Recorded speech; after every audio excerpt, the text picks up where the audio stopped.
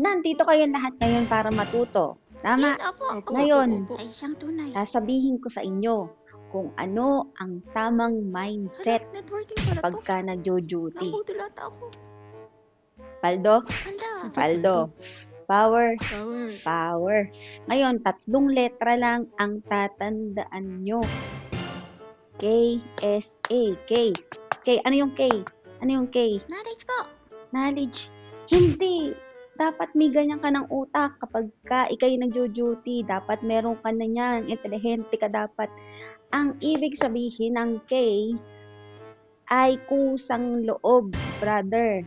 Oo, brother. Dapat marunong kang tumulong sa kapwa mo, nurse. Hindi yun nag-aantay ka na ikaw lang ang tutulungan. Iyon ang K, kusang loob. Kusang loob. Kusang loob. Ngayon, bukod sa kusang loob, ano yung S?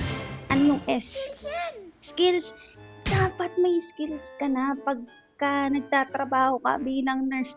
Ang S ay sentido común. Sentido común.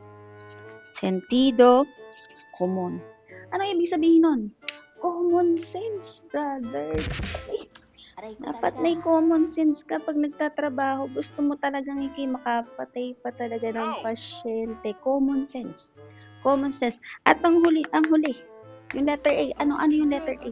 Attitude. Ma-attitude ka. Mali. Ang letter A ay alerto. Alerto. Alerto. Dapat alerto ka kahit ano mangyari sa pasyente. Alam mo kung anong magiging action mo. Pero tatamad-tamad ka. Ayaw mo maging alert. Ngayon, palitan natin yung alerto. Lagay natin dyan, ayuda. Ayuda. Bakit ayuda? Kung ayaw mo ng trabaho mo, ibigay mo sa aming sahod namin. Kami na magtatrabaho para sa'yo.